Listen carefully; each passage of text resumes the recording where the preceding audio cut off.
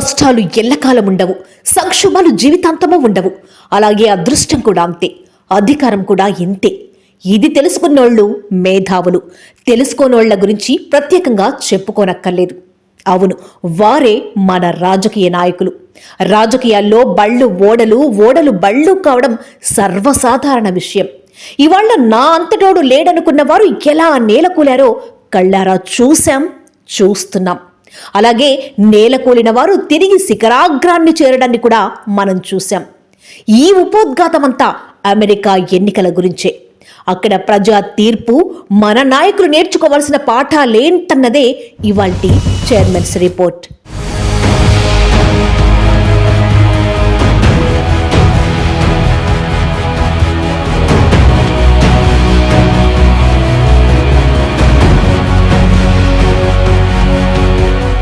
America ఎన్నికల పాఠం ద్వారా మనోళ్లు ఏం తెలుసుకోవాలన్నది కీలకమైన అంశం. దేశంలో ఎన్నో చిత్ర విచిత్ర రాజకీయాలను మనం చూస్తున్నాం. మరీ ముఖ్యంగా తెలుగు రాష్ట్రాల్లోనూ జరుగుతున్న రాజకీయాన్ని మనం చూస్తున్నాం. ఎన్నికల్లో గెలుపోటములు సహజం. కొన్నిసార్లు గెలుస్తారు, కొన్నిసార్లు ఓడతారు. కానీ ఓటమి తర్వాత గెలుపు కోసం కొందరు చేసే ప్రయత్నాలు అనితర సాధ్యంగా ఉంటాయి. అమెరికా అధ్యక్షుడిగా తాజా ఎన్నికల్లో గెలిచిన డొనాల్డ్ ట్రంప్ గురించి మనం ఇప్పుడు చర్చించుకోవాల్సి ఉంటుంది. ఆయన ఎలా గెలిచాడో కూడా మాట్లాడుకోవాల్సి ఉంటుంది. డొనాల్డ్ ట్రంప్ 2016లో అధ్యక్ష ఎన్నికల్లో గెలిచిన తర్వాత సాగించిన విధ్వంసం, విలాసాలు, చిద్విలాసాలు, ఉల్లంఘనలు, చట్ట వ్యతిరేక కార్యక్రమాలు అన్నీ ఇన్ని కావు. అమెరికా అధ్యక్షుడిగా ఉండి మాట్లాడకూడనివి ఎన్ని మాట్లాడాడో చూశాం. నోటి వాచలత్వంతో ఎలా పేట్రేగిపోయాడో కూడా చూశాం. ఇంతలోనే హెచ్చరికలు, అంతలోనే దువ్వడం. ఓ అగ్రదేశాధినేత ఒక బ్లాక్ మెయిలర్ అవతారం ఎత్తారా అన్నట్టుగా ఆయన తీరును మనం 4 ఏళ్లు చూశాం. అమెరికా అధ్యక్షుడి హోదాలో ఇంతకంటే అనుభవించాల్సింది ఇంకేం లేదన్నట్లుగా ఆయన అన్ని విధాలుగా అధికారాన్ని పూర్తి స్థాయిలో దుర్వినియోగం చేశారన్న విమర్శ ఉంది. ఆస్తులు సంపాదించుకున్నారు, పేరు ప్రఖ్యాతలు సంపాదించుకున్నారు, కుటుంబ సభ్యులకు కీలక పదవులు కట్టబెట్టారు.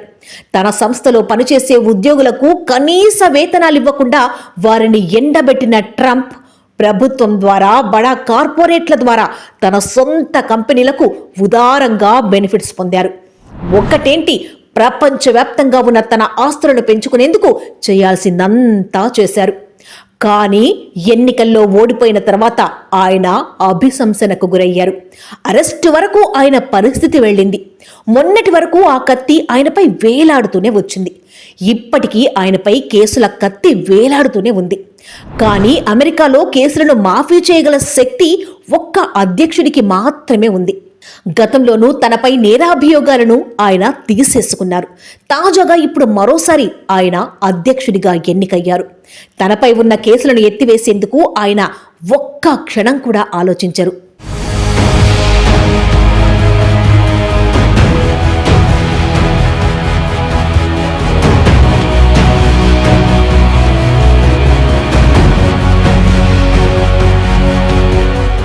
అమెరికాలో ట్రంప్ గెలిచిన తర్వాత మన నాయకులు ఏ విధంగా వచ్చే ఎన్నికల్లో గెలుపు కోసం ప్రణాళికలు రూపొందించుకోవచ్చన్న దానిపై ఎంతో ఆసక్తికర విశ్లేషణలు కొనసాగుతున్నాయి. దేశంలో ప్రధాని నరేంద్ర మోదీ జమానా 3వ సారి కూడా ప్రజలకు సేవలందిస్తోంది. 400 సీట్లు సాధిస్తామని ధీమా వ్యక్తం చేసిన మోదీ సాబ్ చివరకు పూర్తి స్థాయి మెజార్టీ రాకపోవడంతో సంకీర్ణ సర్కారును ఏర్పాటు చేయాల్సి వచ్చింది. దేశ ప్రధానిగా మోదీ వచ్చే రోజుల్లో ఏం చేస్తారు? ఆయనే బీజేపీ భవిష్యత్తుగా కొనసాగుతారా, లేదంటే ఆయన ఏం చేస్తారన్న దానిపైన ఎంతో యాంగ్జైటీ ఉంది. ప్రస్తుతం ప్రధాని నరేంద్ర మోదీ వయసు 74 ఏళ్లు. బీజేపీలో 75 ఏళ్లు నిండిన వారంతా ప్రత్యక్ష రాజకీయాల నుంచి తప్పుకుని మార్గదర్శక బోర్డుకు నేతృత్వం వహించడాన్ని ఆనవాయితీగా చూస్తూ వచ్చాం. ఇప్పటికే ఈ వ్యవహారంపై విపక్షాలు సెటైర్లు కూడా వేస్తున్నాయి. మరి మోదీ విషయంలో ఏం జరుగుతుందో చూడాలి.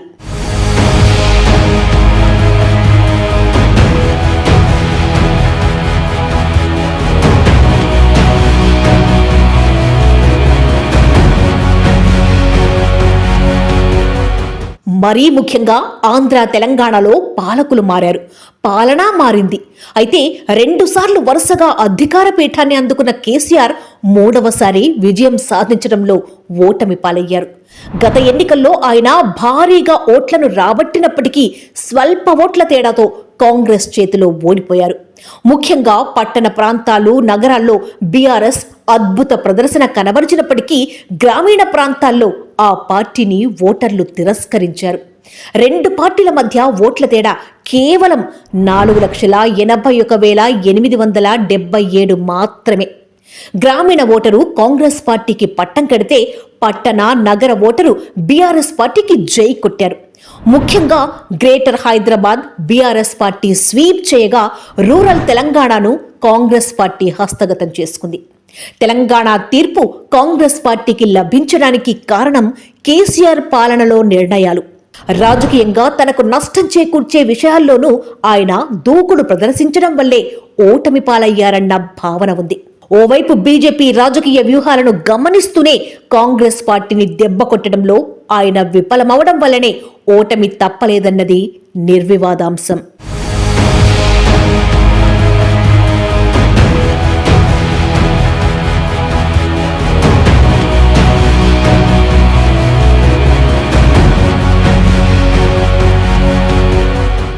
మొత్తంగా కేసీఆర్ ప్రజలకు తక్కువేం చేయలేదు, రైతులకేం తక్కువ చేయలేదు, సంక్షేమ పథకాలకు తక్కువ చేయలేదు. కానీ కొన్ని అనూహ్య పథకాల ప్రకటనతో ఆయన ఇబ్బందులు ఎదుర్కొన్నారు. మొత్తంగా కేసీఆర్ ఏదో చెయ్యలేదు, ఇంకేదో చెయ్యలేదన్నట్టుగా జరిగిన ప్రచారం ఆయనను ఎన్నికల్లో చిత్తు చేసింది. మొత్తంగా కేసీఆర్ గెలుపోటముల మధ్య అధికారానికి దూరం అవగా ఆ మొత్తం పరిణామాలను కాంగ్రెస్ పార్టీ తనకనుకూలంగా మలుచుకుంది. వచ్చే ఎన్నికల్లో మరోసారి తెలంగాణలో అధికారాన్ని దక్కించుకోవాలని చూస్తున్న కేసీఆర్ ఆయనకు రైట్, లెఫ్ట్ హ్యాండ్స్ అయిన హరీష్ రావు, కేటీఆర్తో దూకుడు పెంచించారు. అంతేకాదు ప్రభుత్వంతో నేరుగా కొట్లాడేలా వారిద్దరినీ కథన రంగంలోకి దించారు. ఏం జరిగితే ఏమవుతుంది, ఏమైనా మనకేంటి అన్న భావనలో ఆ ఇద్దరు నేతలు ప్రభుత్వంపై నిప్పులు చెరుగుతున్నారు. ఓవైపు సీఎం రేవంత్ రెడ్డి దూకుడు, మరోవైపు ఇద్దరు బీఆర్ఎస్ నేతల అడుగులు. మొత్తంగా రాజకీయ ముఖ చిత్రాన్ని మార్చేలా తెలంగాణ పొలిటికల్ పిక్చర్ ముందు ముందు ఉగ్ర రూపం దాల్చబోతోందనడానికి ఇది ట్రయల్ వర్షన్ లా కనిపిస్తోంది.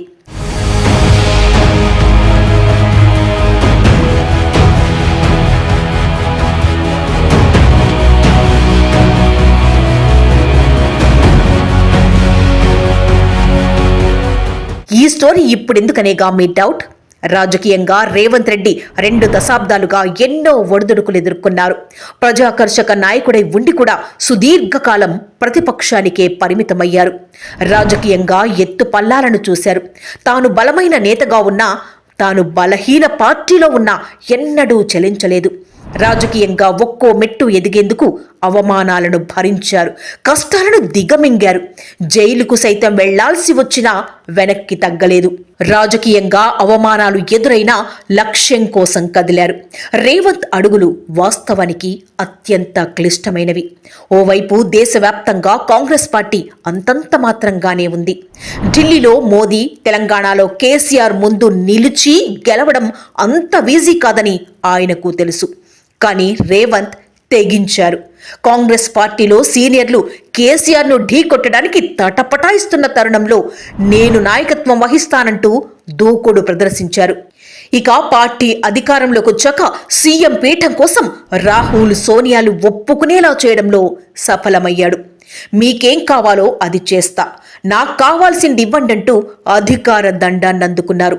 చివరిగా హైకమాండ్ను మెప్పించి స్థానిక నాయకత్వంతో సయోధ్య సాధించి సీఎం కలను నిజం చేసుకున్నారు.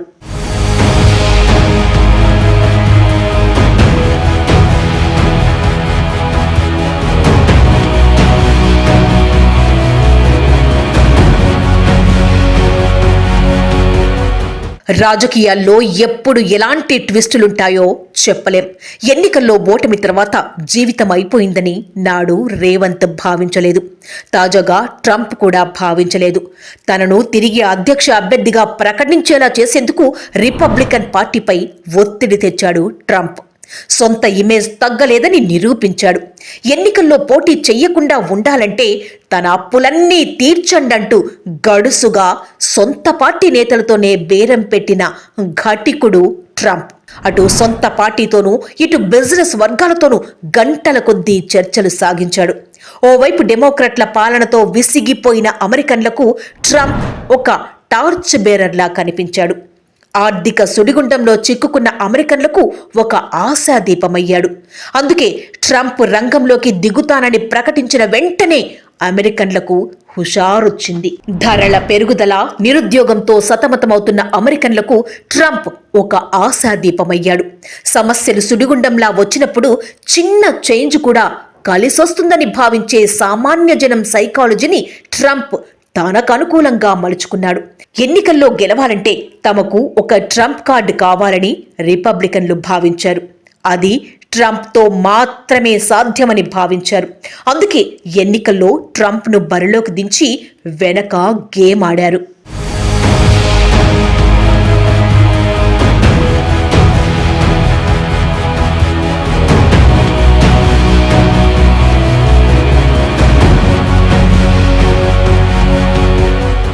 ఇప్పుడు తెలంగాణలోనూ కేసీఆర్, హరీష్ రావు, కేటీఆర్లను ముందుకు తెచ్చి ప్రభుత్వంపై ఒత్తిడి పెంచే ప్రయత్నం చేస్తున్నారు. జైలుకు వెళ్లేందుకు కూడా తాము సిద్ధమంటూ సవాళ్లు విసురుతున్నారంటే తమ పాలనలో ఎలాంటి అవినీతి అక్రమాలు జరగలేదని వారు కుండబద్దలు కొడుతున్నారు. అంతే ధీమాతో ఉన్నారు. తెలంగాణ కోసం కొట్టాడిన తాము సమైక్య పాలకులకే తలవంచలేదని ఇప్పుడు వెనక్కి తగ్గుతామా అంటూ చెబుతున్నారు.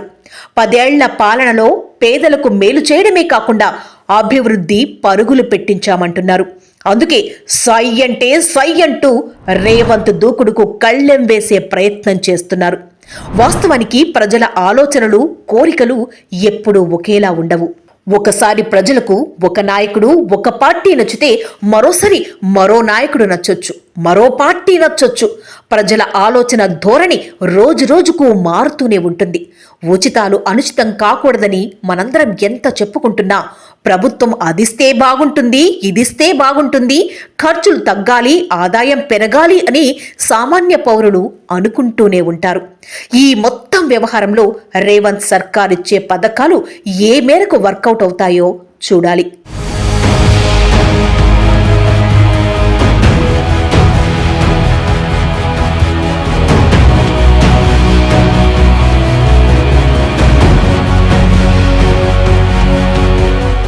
ఇక ఏపీ విషయాన్నే చూద్దాం.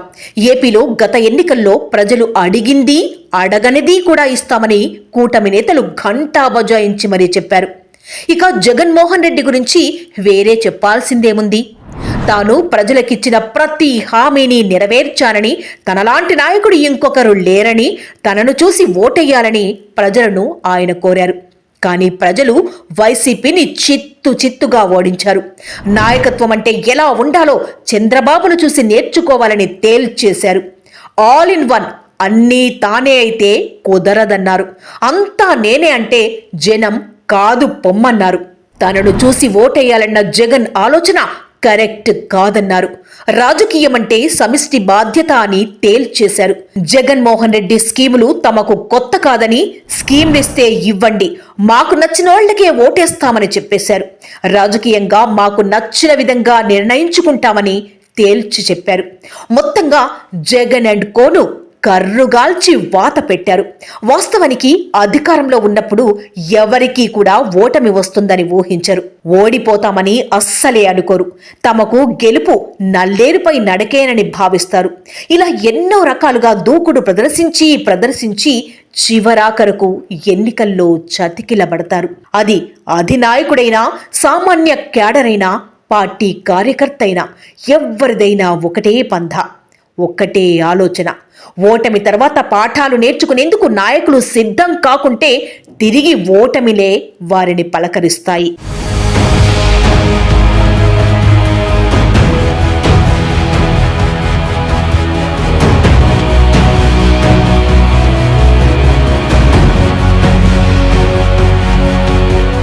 వాస్తవానికి 2014 ఎన్నికల్లో ఓటమి తర్వాత జగన్మోహన్ రెడ్డి కుంగిపోలేదు. నేరుగా ప్రజల్లోకి వెళ్ళాడు. ప్రజల చేత, ప్రజల కోసం, ప్రజల కొరకు పోరాటాలు చేసి తిరిగి ఎన్నికల్లో విజయం సాధించాడు. కానీ ఇప్పుడు అధికారాన్ని అనుభవించడం, తనంత నాయకుడు మరొకరు లేరన్న భావనకు వెళ్లడంతో బొక్కబోర్లా పడ్డాడు. అధికారం ఎలా అనుభవించాడంటే ఇక అంతగా వేరెవరు ఊహించనంత అనుభవించాడు. మరోసారి జగన్మోహన్ రెడ్డి అధికారం దక్కించుకోవాలంటే అంత ఈజీ ఏం కాదు. ప్రజల మన్ననలు పొందడం ఆషామాషి ఏం కాదు. మరోవైపు 2019లో జగన్మోహన్ రెడ్డి కొట్టిన దెబ్బతో చంద్రబాబు రాజకీయం అయిపోయిందని, టీడీపీ ఫినిష్ అని వైసీపీ నేతలు చాలా పెద్ద మాటలే మాట్లాడారు. కానీ వృద్ధాప్యం వెంటాడుతున్న చంద్రబాబు గోడకు కొట్టిన బంతిలా పవన్ కళ్యాణ్, బీజేపీ అండతో కూటమి గట్టి జగన్మోహన్ రెడ్డి రాజకీయ జీవితానికి ఒక షాక్ ట్రీట్మెంట్ ఇచ్చాడు. ఎన్నికల్లో ఎన్నో హామీలిచ్చారు. ఇప్పటికే పెరిగిపోతున్న నిత్యావసరాలతో సామాన్యుడు లబోదిబోమంటున్నాడు. ఉద్యోగాలు లేవు, ఉపాధికి ఛాన్స్ లేదు. మరి విజనరీగా పేరున్న చంద్రబాబు మొత్తం వ్యవహారాన్ని ఎలా డీల్ చేస్తారో చూడాలి. అమరావతి చుట్టూ మరో చరిత్ర లెక్కించబడుతూనే ఉంటుంది. అది చంద్రబాబుకు తెలుసు, జగన్మోహన్ రెడ్డికి ఇంకా బాగా తెలుసు. ప్రజల మూడ్ ఎప్పుడు ఎలా టర్న్ అవుతుందో కాచు కూర్చోవడమే ప్రతిపక్ష నేతకు గీటురాయిగా చరిత్రంతా చెబుతోంది.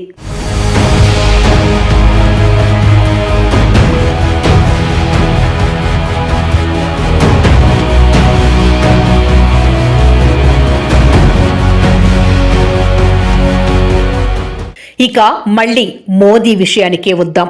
ప్రధాని నరేంద్ర మోడీ ప్రయాణం ఒక అడుగు ముందుకు, ఒక అడుగు వెనక్కి అన్న చందంగా సాగుతోంది. ఆయనకు పార్టీలో గతంలో ఉన్న ఇమేజ్ లేదు. కాకుంటే హర్యానా ఎన్నికల తర్వాత బీజేపీని తిరిగి నిలబెట్టే నాయకుడు మోదీయేనన్న భావన బీజేపీ నేతలకు అర్థమైపోయింది. మనకు చేతగానప్పుడు ఏదో ఒకటి చేస్తున్నాడులే అని సరిపెట్టుకోవడం తప్ప ఇంకేం లేని పరిస్థితి వారిది. మోదీ అంటే గిట్టని వారు ఇక చాలు అన్న భావనను వ్యక్తం చేస్తున్నారు. అయితే వీటన్నింటికీ మోదీ ఫుల్ స్టాప్ పెట్టే సమయం ఆసన్నమైంది.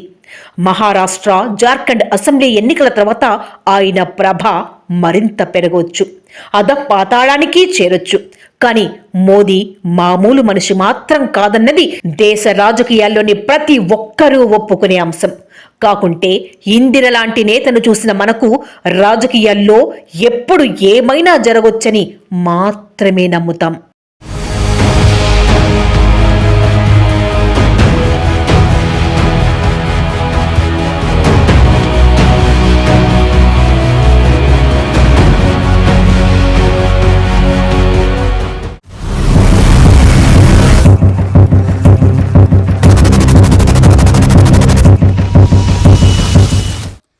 కేసీఆర్ నువ్వు 2 సార్లు రైతు బంధు ఇస్తున్నావు, 3 సార్లు ఇవ్వాలి అన్నాడు ఈ మొగోడు.